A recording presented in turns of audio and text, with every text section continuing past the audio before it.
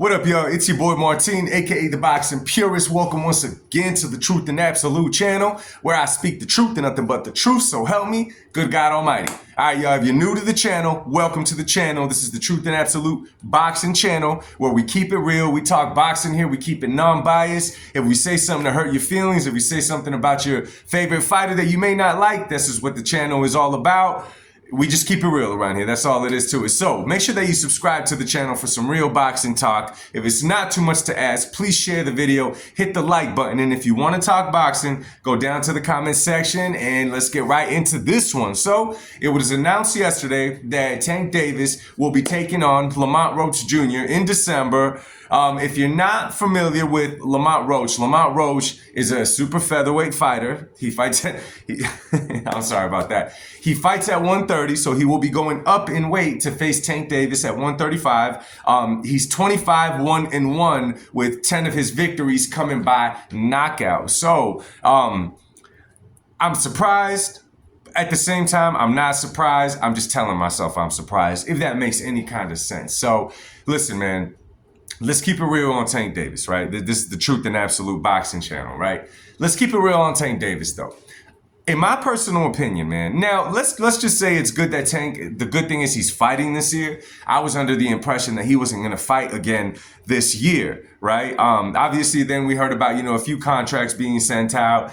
They did reach out to Rayo Valenzuela's team. The only thing is, Rayo Valenzuela, it has a belt at 140. The offer to Rayo Valenzuela was to bring him down to 135 for a meeting with Tank Davis. I'm assuming it would have been the December date that they now have with Lamont Roach Jr. But I'm happy that Tank's fighting, right? We want to see these fighters more active. We want to see him fighting more than once a year.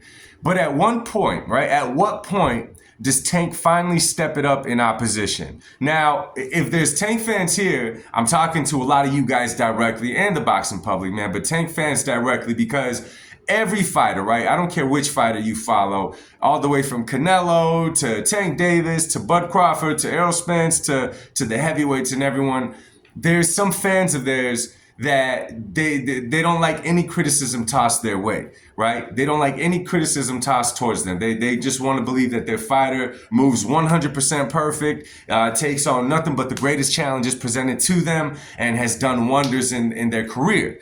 Now, what I'm seeing though, okay, and correct me if I'm wrong, but it's becoming more and more a trend in the world of boxing that we're basing fighters off of the potential and what they can do in the boxing world opposed to what they've done in the boxing world, right? And in my personal opinion, Tank Davis is a perfect example of that. Now, why do I say that? Now, listen, I will never take away from what Tank can do inside of that boxing ring. Okay, Tank could box. He's very smart inside that ring. He's a southpaw. He's already shown that he could bang with both hands. Tank is really, really precise and patient inside that ring. He sees what he's trying to do, It's like the whole fight, he has a target that's locked and loaded, just waiting when he's going to unleash it. And he does a really good job of breaking down his opponents to get to that point. And that's why the man has knocked out pretty much everyone he's faced, except for Pitbull Cruz, in which his hand was injured for that fight. I'm not taking none of that away from him, right? For sure. The kid came up, in a messed up situation, made it to where he is today. God bless Tank Davis. However, as far as giving Tank his flowers to where the boxing world puts him, right? Likes to put him, and I get it, it's a business, they sell fighters. But at what point do the fighters themselves start believing their own hype? That's the issue, if you ask me, okay? And I'm going to name these two prime examples because I feel like out of the topic that I'm talking about, these two are almost like the poster child for that. And I'm speaking about Tank Davis, and I'm speaking about David, the Mexican monster, Benavidez, because we see the potential in both of them. Benavidez is another guy I would not take away from what he does inside that ring. He's a really precise puncher. Sometimes he even appears awkward, but he's a very precise puncher. He definitely gets his shots in there. For a guy his size, he's definitely fast. He got a good ring IQ. I'm not taking away from him, right? However, we talk about Tank Davis and David Benavidez, and I feel like we're giving them their flowers, or at least a lot of boxing analysts out there are, and other fighters, based off of their potential and what they could possibly make of their careers, opposed to what they've actually done in their boxing career. So like for Tank Davis, for example, on paper, his hardest fight or hardest contender would be Ryan Garcia. The only problem with that is that we all know, okay? We all know, and we're seeing it right now once again. He's not fighting Rayo Valenzuela because he shot a contract to Rayo Valenzuela for 135 when it's really clear that Rayo is the champ now at 140. He should have jumped up at 140 and faced Rayo. In my personal opinion, it's not that huge of a jump. You know what I'm saying? It's to challenge himself, though. Those would be the fights that are legacy fights. Jump up to 140 and beat the man in his weight class, right? Obviously now he's bringing him Lamont Roach Jr. from 130 to 135 to face him. So, and then obviously Lamont Roach doesn't bring no power. He has 10 knockouts out of 25 professional fights. Only 10 knockouts out of that is about a 40% knockout ratio. So the guy does not have power in his hands, and he's coming up to 135. So he's going to have even less power at that weight class. You know what I'm saying? Ryan Garcia would be the name, Ryan Garcia. But even then, Ryan Garcia got brought down to 136 for this fight. We saw how he looked to make the weight. And on top of that, there was a rehydration clause on Ryan. So by all means, Ryan signed the contract to fight Tank. I'm not defending that, okay? He could have made the decision not to and all of that. That's not what I'm talking about, okay? It's Ryan's fault. He signed the contract. He shouldn't have. However, can we really still say that Tank Davis fought the best Ryan Garcia? Can we say that he fought the best Ryan Garcia? If it makes you guys comfortable, let me do it like this. Canelo Alvarez, when he jumped up in weight to face Sergey Kovalev, right? At that time, Sergey Kovalev was still a banger in the sport. He was no longer the crusher by the time that Canelo got to him. Nonetheless, he was still Sergey Kovalev, still a powerful fighter, still, one of the top guys at 175 at that time, right? Canelo jumps up in weight, he fights him, knocks him out, he does it. But it was not the crusher who Canelo knocked out. Am I saying Canelo couldn't have knocked out the crusher? That's not what I'm saying. I'm saying as far as what was presented to us when he fought Sergey Kovalev, we would be kidding ourselves if we said that he fought the crusher and knocked him out the way that he did, okay? So we keep it 100 around here. And it goes the same for Tank Davis versus Ryan Garcia. Yes, he stopped Ryan Garcia, the only guy that stopped Ryan Garcia. Yes, he dropped him in that fight leading up to that stoppage. But can we really say that he fought the best Ryan Garcia? Absolutely not. So when I go to other names on the resume, right? The Rolly Romeros, what was that guy's name? Hector Luis Garcia, Mario Barrios, all these guys. I'm looking when it is an actual name that poses a threat. Tank made sure to have a clear weight advantage on these guys. And somehow on this, I'm not going to call it a soft road because it's the sport of boxing, but let's just say the somewhat padded road that Tank took to get to the spot that he is now. The issue with it, because of course promoters are going to try to sell their fighters. That's going to happen. They're going to try to sell the fighters. That's their job. These guys invest in it. Of course they want to make money on the outcome. And for whatever reason, when the media starts talking about certain fighters, putting them up here, a lot of people buy into that, right? They don't even know themselves. They're not even making their own call how they rate a fighter. They're just going off of, the Paulie Malignaggi's of the world, the Chris Algieri's of the world. You know what I'm saying? But at what point does a fighter start buying into his own hype? This fight right here with that was the last fight, with Lamont Roach Jr., at this point, Tank's age, he should be stepping up in opposition if he wants to add, or rather I say, build a legacy.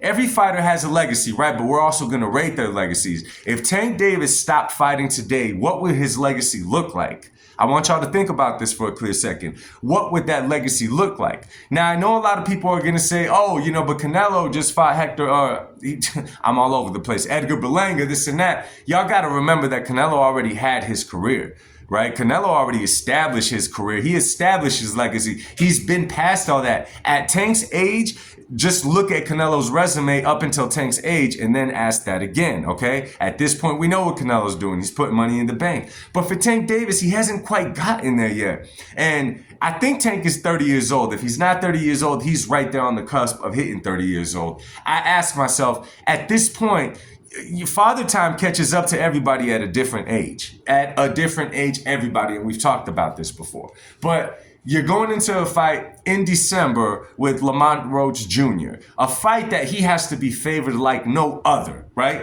And I'm going to be real with you. Let's listen. Let's keep on listening, man, because I have a feeling that there's a good chance that they're going to throw David Benavidez on the same card with Tank Davis once again, because him facing Lamont Roach is not going to cut it. It's just not going to cut it. You know what I'm saying? I see them throwing two strong A-sides on the card in Benavidez and Tank against just two dudes for these guys to look good against, and then be able to sell it as a pay-per-view, because just with Tank and Lamont Roach is not going to cut it for those that are going to pay for the pay-per-views, maybe for the illegal streamers. You know what I'm saying?